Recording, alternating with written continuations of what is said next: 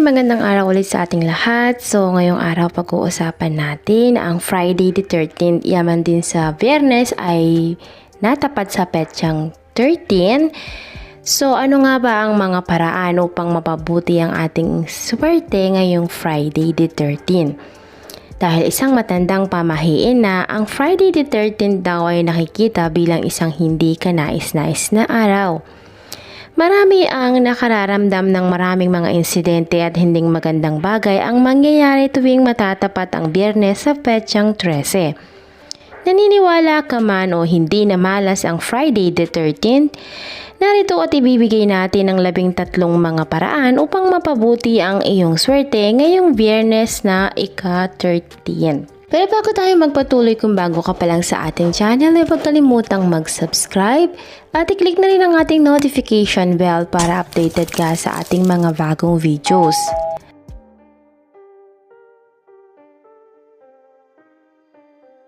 Number 1, panatilihing nakakross ang inyong mga daliri. Ang paggawa ng tanda ng Kristiyanong pananampalataya gamit ang iyong mga daliri ay pinaniniwalaan na may iwasan ng masamang espiritu na masira ang iyong mabuting kapalaran. Pangalawa, pwedeng kumatok sa kahoy. Ito ay dating naniniwala na ang mabubuting espiritu ay naninirahan sa mga puno at sa pamamagitan ng pagtuktok mo or pagkatok sa anumang gawa mula sa kahoy ay maaari nating tawagan ng mga espiritu na proteksyonan ka laban sa kasawian. 3. Maghanap ng isang dahon ng 4 clover.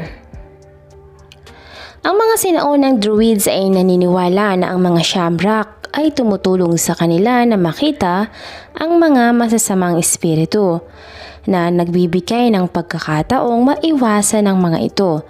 Ang 4 na dahon ng clover ay isang senyales ng good luck.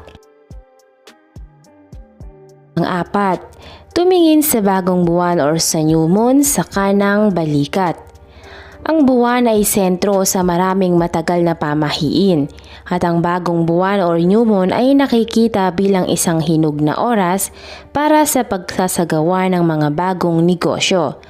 Whether ang negosyong ito ay magtatagumpay or hindi, ito ay nakasalalay kung ang new moon ay unang nakita sa kanang balikat, ito ay mabuti at kung sa kaliwa, ibig sabihin ay masama. Panglima, pagtulog na nakaharap sa timog. Ang paniniwala na ang pagtulog na ang iyong ulo ay nakaharap sa timog ay nagtataguyod ng magandang kalusugan at kapalaran at nagpapatuloy hanggang sa araw na ito, kahit na sa ilang mga doktor. Ang paniniwala ay waring nakaugat sa sining ng Chinese Feng Shui na nagpapakilala sa isang sanihinang koneksyon sa pagitan ng mga paglalagay ng geografiya at ang paggalaw ng QI or positibong enerhiya sa espiritu. Ang 6, basagin o sirain ng isang malinaw walang kulay na baso. Habang ang pagbasag ng salamin ay pinaniniwalaan na maghahatid sa 7 taon na masamang kapalaran, ang pagbasag naman ng malinaw na baso ay tradisyonal na nakita bilang isang palatandaan na naiwasan mo ang ilang malubhang kasawian.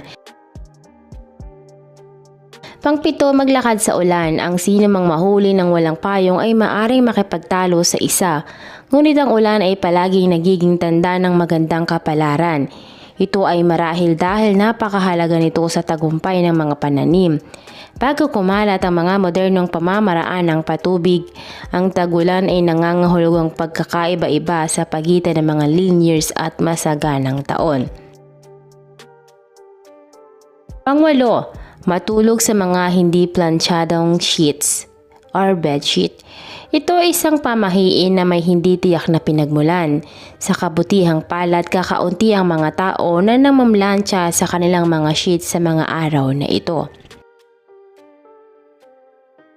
Pang-9, iwasan ang mga bitak sa mga bangketa.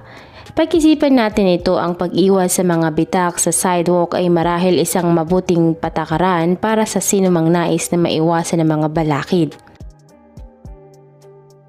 Pang-10, magdala ng isang acorn sa inyong bulsa. Ang acorns, ang bunga ng matibay na puno ng oak, ay isang sinaunang simbolo ng pagkamayabong at mahabang buhay. Pang-11, bumahing ng 3 beses bago ang agahan. Ang bilang ng 3 ay nakikita bilang isang maswerteng numero sa maraming kultura at relihiyon sa buong kasaysayan.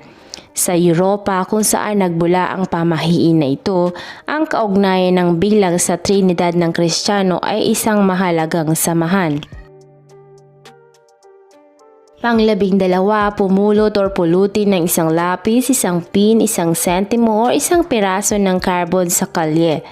Ang paghahanap at pag-angkin ng anuman sa mga items na ito ay matagal nang pinaniniwalaan na nagpapakita ng magandang kapalaran. At ang ilang mga modernong version ay tukuyin na ang isang head-up penny o yung barya na nakaharap ang ulo ng tao lamang ang maswerte.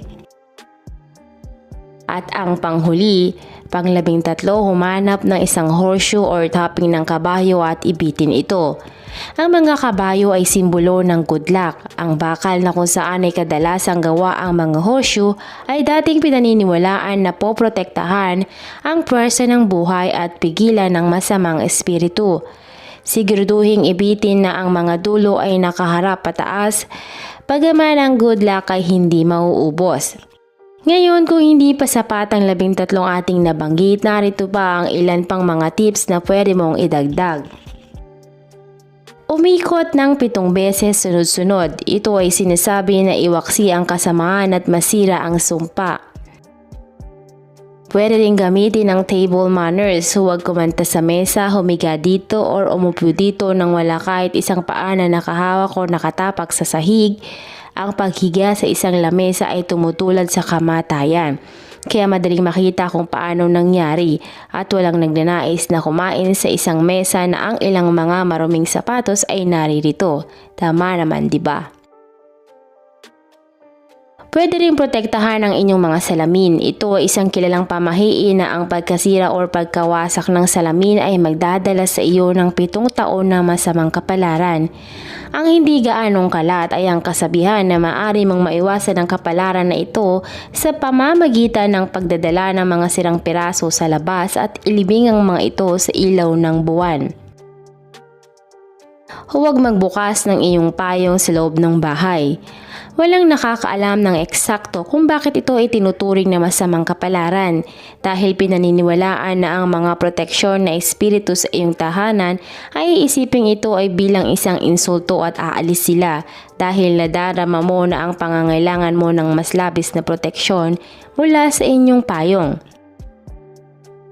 Bumangon sa tamang bahagi ng kama. Itinuturing na masamang kapalaran ang pagbangon sa kama sa kabaligtaran mula kung saan ka nakapasok.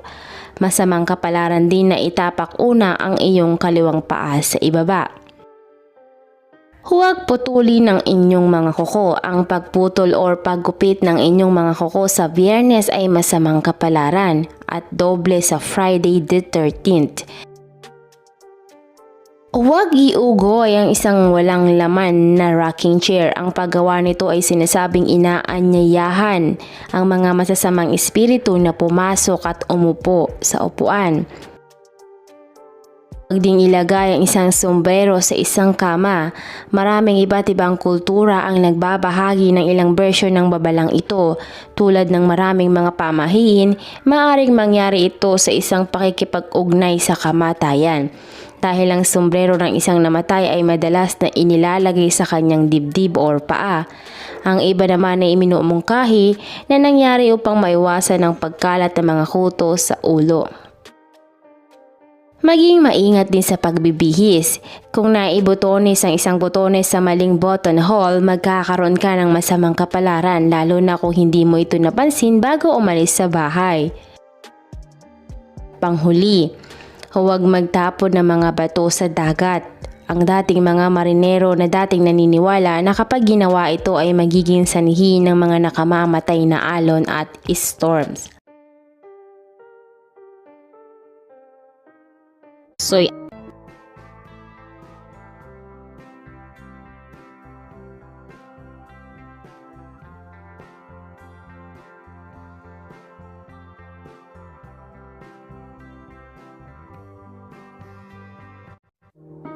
Dati ang aking buhay ay kulang sa sigla. Gandang taglay ko ay hindi nila makita. Ngunit nang ikaw ay makilala, ang beauty ko'y lililingon na. So pick and pack, shop till you drop. Sa easy shop, gagandang buhay. Pick and pack, shop till you drop. Sa easy shop, mundong magiging makulay. Pick and pack, shop till you drop. Sa easy shop, gaganda ang buhay. Pick and pack, shop till you drop. Sa easy shop, mundong magiging